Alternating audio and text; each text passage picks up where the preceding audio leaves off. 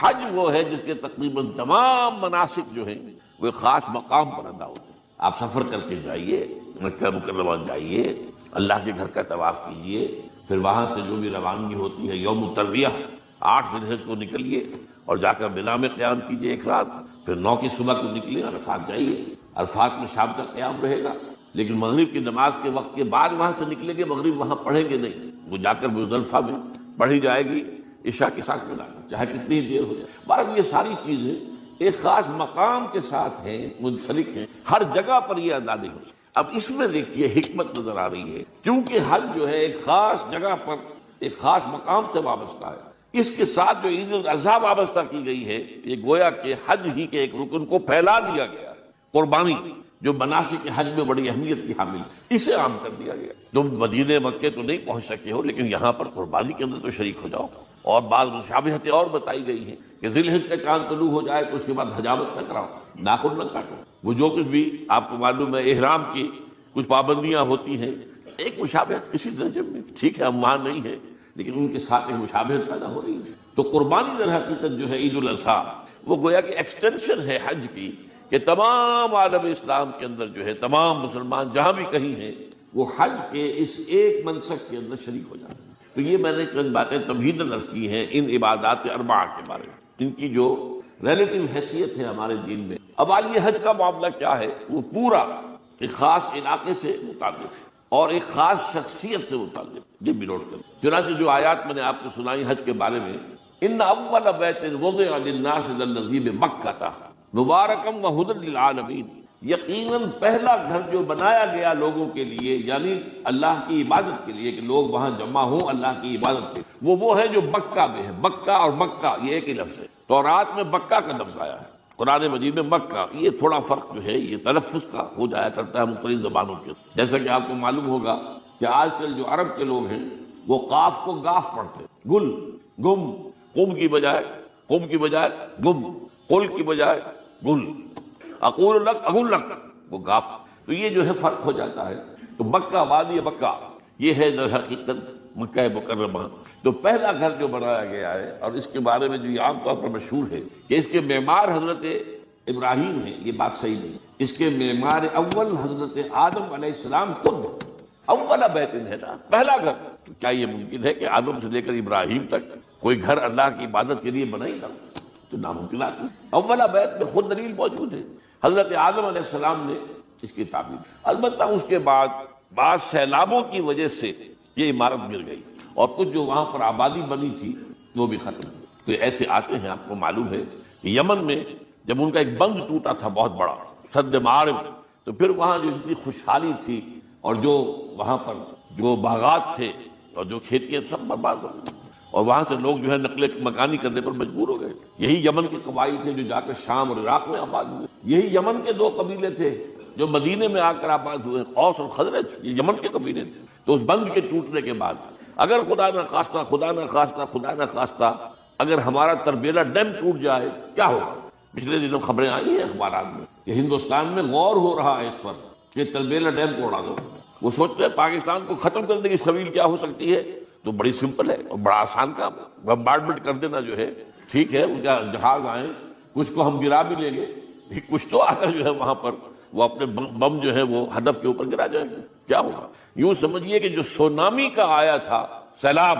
وہ سونامی کا سیلاب آئے گا بھارت پاکستان کو، اور ہر چیز تباہ و برباد ہو جائے۔ کم سے کم یوں سمجھیے کہ تقریباً 100 میل کی چوڑائی میں، اور یہ سب جو ہے ریگستان بن جائے گا، ہر چیز ختم ہو، خدا نہ خواستہ۔ تو بہرحال سد معارف کے بعد یہ صورتحال واقع ہوئی تھی۔ تو اس کے بعد سے یہ جو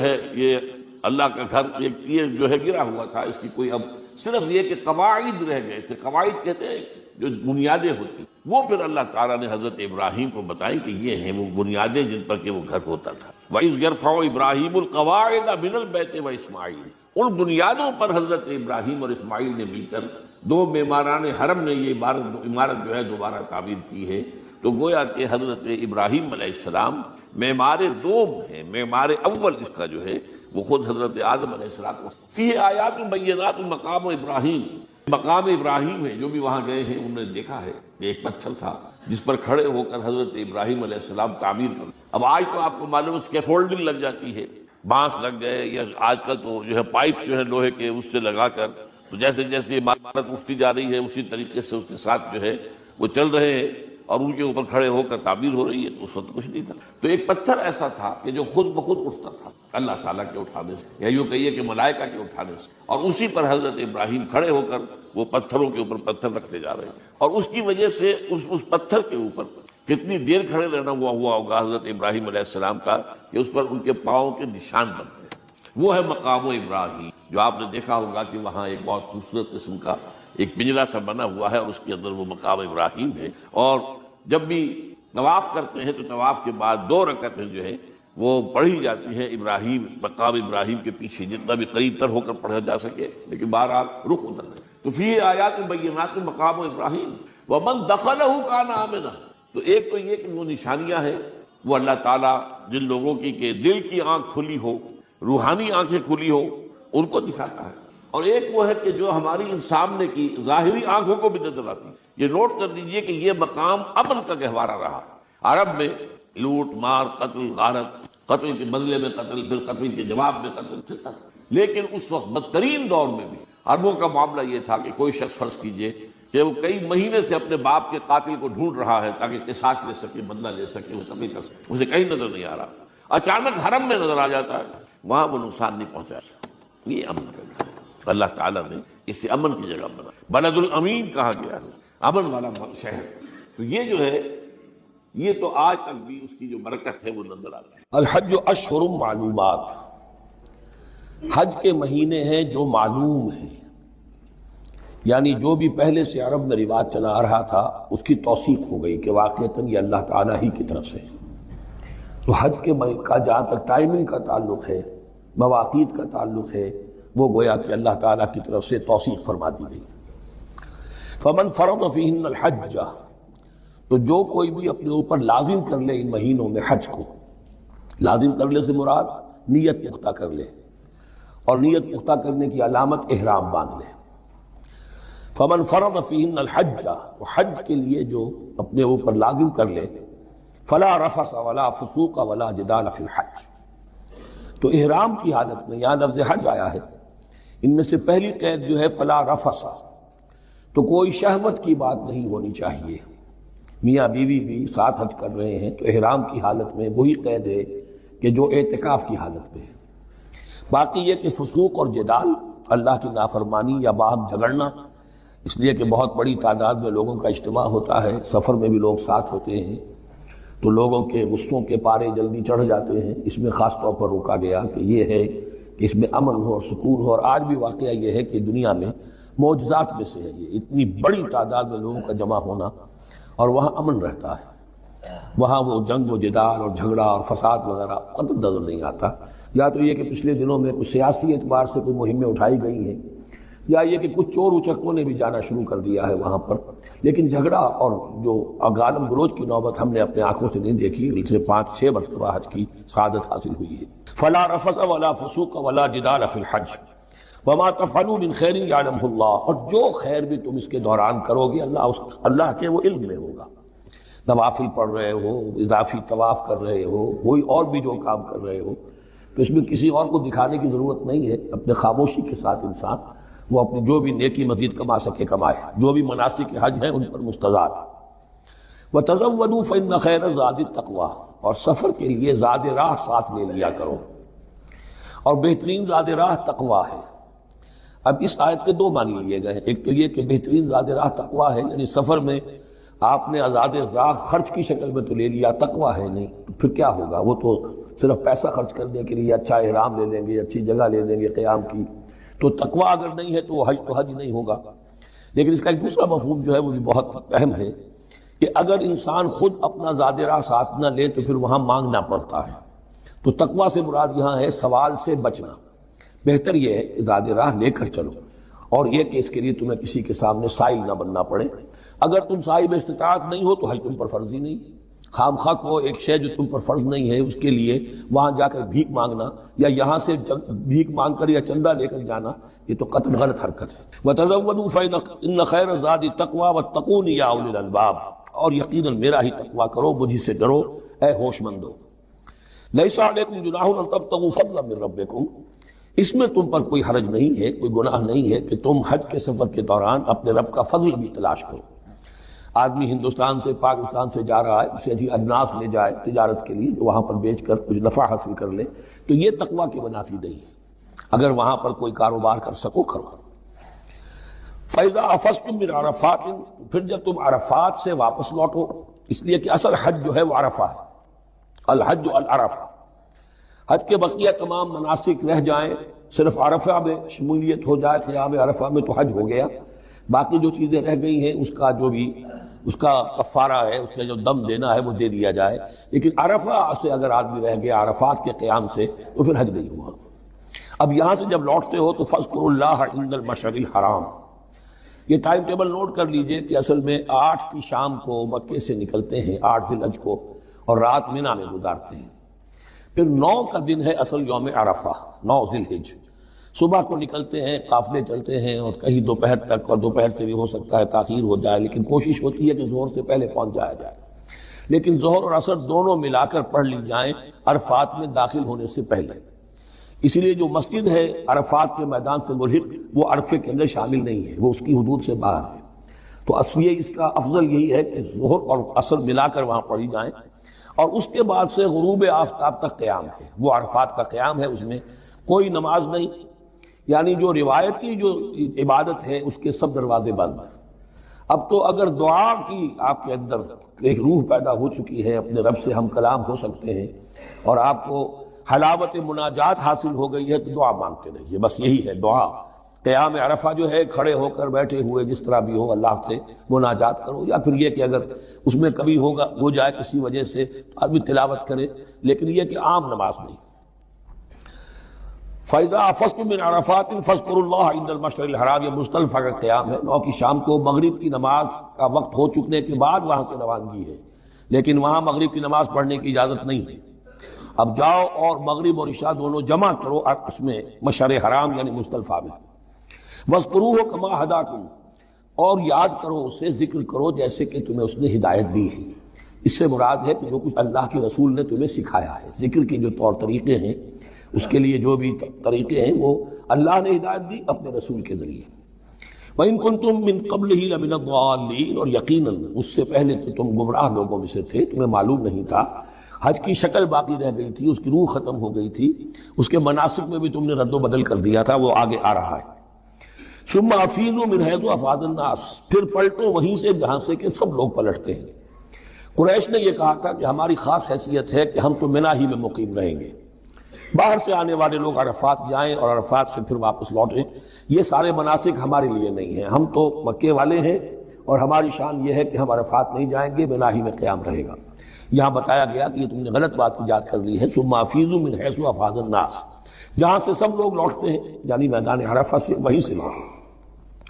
واستغفر اللہ، اللہ سے استغفار کرتے رہو، ان اللہ غفور رحیم، یقینا اللہ بخشنے والا رحم فرمانے والا ہے۔ فَإِذَا قَضَيْتُم مَّنَاسِكَكُمْ، اور جب تم اپنے یہ مناسک ادا کر لو، پورے کر لو، فاذكروا اللہ كذكركم آباءکم، تو اب اللہ کا ذکر کرو جیسے کہ تم اپنے آباء و اجداد کا ذکر کرتے رہے ہو، جس شد و بد کے ساتھ۔ وہاں یہ ہو گیا تھا کہ پھر بنا میں جب یہ ٹھہرتے تھے تو اپنے آباء و اجداد کے قصیدے بیان کیے جا رہے ہیں، جیسے ہمارے ہاں ہوتا ہے، جو دیہاتی لوگ ہوتے ہیں، راجپوت لوگ ہوتے ہیں، ان کے میراثی ہوتے ہیں، اسی طرح وہاں شعراء ہوتے تھے قبائل کے، وہ ان قبیلوں کی مدح بیان کرتے تھے، ان کے بڑے بزرگوں کی، اسلاف کی جو ہے عظمت بیان کرتے تھے۔ اللہ کا ذکر ختم ہو چکا تھا،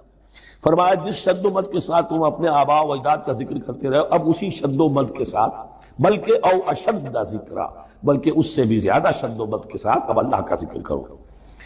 فَمِنَ النَّاسِ مَن يَقُولُ رَبَّنَا آتِنَا فِي الدُّنْيَا وَمَا لَهُ فِي الْآخِرَةِ مِنْ خَلَاقٍ، لوگوں میں سے وہ بھی ہیں جو یہی کہتے رہتے ہیں رب ہمیں دے دے دنیا ہی میں، ایسے لوگوں کے لیے آخرت میں کوئی حصہ نہیں ہے۔ یعنی وہاں پہنچ کر بھی ساری دعائیں ان کی دنیاوی چیزوں کے لیے ہیں، مال کے لیے، اولاد کے لیے، ترقی کے لیے، اور دنیا کی جو بھی چیزیں ہیں، اپنی کوئی مشکلات ہیں ان کے رفع کرنے کے لیے، کیونکہ ان کے دلوں میں دنیا بسی ہوئی ہے۔ اشربوا فی قلوبہم الدنیا، ان کے دلوں میں جیسے بنی اسرائیل کے دلوں میں بچڑے کا تقدس ملا دیا گیا تھا اور محبت، اسی طرح ہمارے دلوں میں دنیا کی محبت ہے، تو وہاں جا کر بھی دنیا ہی کی دعائیں ہیں۔ فَمِنَ النَّاسِ مَن يَقُولُ رَبَّنَا آتِنَا فِي الدُّنْيَا وَمَا لَهُ فِي الْآخِرَةِ مِنْ خَلَاقٍ، ظاہر بات ہے ایسے لوگوں کے لیے پھر آخرت میں کوئی حصہ نہیں ہے۔ وَمِنْهُمْ مَنْ يَقُولُ، اور ان میں سے وہ بھی ہے جو یہ کہتے ہیں ربنا آتنا فی الدنیا حسنۃ وفی الآخرۃ حسنۃ وقنا عذاب النار، پروردگار ہمیں اس دنیا میں بھی خیر عطا فرما اور آخرت کا بھی خیر عطا فرما اور ہمیں بچا لے آگ کے عذاب سے۔ اب دنیا کا خیر جو ہے سب سے بڑا وہ ایمان ہے، ہدایت ہے۔ دنیا کا کوئی خیر نہیں ہے جب تک کہ اس کے ساتھ ہدایت اور ایمان نہ ہو۔ تو سب سے پہلے انسان ایمان طلب کرے، پھر اس کے ساتھ اللہ تعالیٰ دنیا میں کشادگی دے دے، رزق میں بھی کشائش دے دے تو ٹھیک ہے، کوئی بری بات نہیں، اچھی بات ہے۔ لیکن یہ کہ اصل شے کیا ہے؟ ایمان اور استقامت۔ اولئک لہم نصیب مما کسبوا، یہاں یہ لفظ بہت اہم ہے، ان کے لیے حصہ ہوگا اس میں سے جو انہوں نے کمایا۔ محض یہ دعا کرنے سے یہ دعا جو ہے یہ کافی نہیں ہو جائے گی۔ اول تو یہ نوٹ کر لیجئے، یہی وہ دعا ہے جو یعنی رکن یمانی سے لے کر جو بھی ہر چکر ہوتا ہے اس کا طواف کا، تو رکن یمانی سے لے کر حجر اسود تک کا جو دورہ ہے، اس میں یہ دعا مانگی جاتی ہے،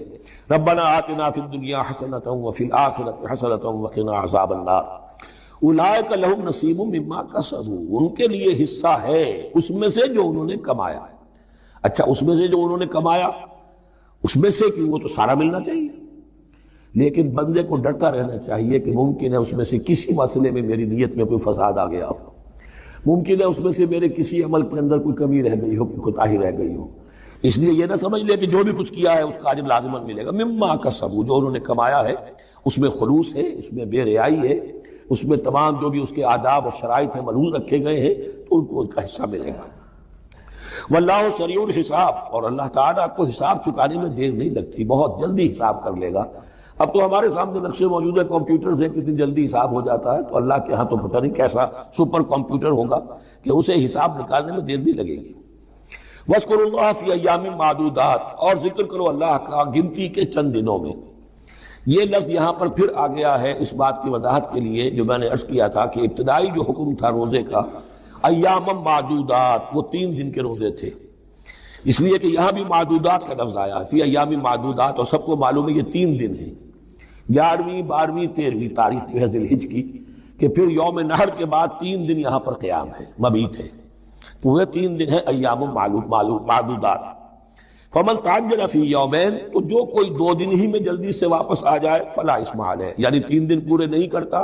2 دن ہی میں واپسی کو اختیار کر لیتا تو کوئی گناہ اس پر نہیں ہے۔ ومن تأخر، اور جو پیچھے رہے یعنی 3 دن کی مقدار پوری کر لے فلا اثم علیہ لمن اتقی، تو اس پر بھی کوئی گناہ نہیں، لیکن شرط ہے تقوی۔ جو 2 دن میں چلا گیا تقوی تھا وہ بھی اللہ تعالیٰ کے ہاں اس کا اجر محفوظ ہے، جو 3 دن رہا تقوی ہے، تیسرے دن اس نے کچھ اور ہی حرکتیں نہ شروع کر دی ہوں، یہ اکتایا ہوا ہے اور طبیعت کے اندر جو ہے وہ ٹھہراؤ نہیں ہے، تو وہ تیسرا دن اس کے لیے کچھ خاص مفید نہیں ثابت ہوگا۔ لیکن یہ کہ اصل شے جو ہے اللہ کے ہاں جو چیز کے شرط لازم ہے قبولیت کے لیے وہ تقوی ہے۔ لمن اتقی واتقوا اللہ واعلموا انکم الیہ تحشرون، اور اللہ کا تقوی اختیار کرو اور یہ مستحضر رکھو اپنے ذہن میں کہ تمہیں اسی کی جانب جمع کر دیا جائے گا، تم سب کے سب ہانک کر لے جاؤ گے اسی کی جناب۔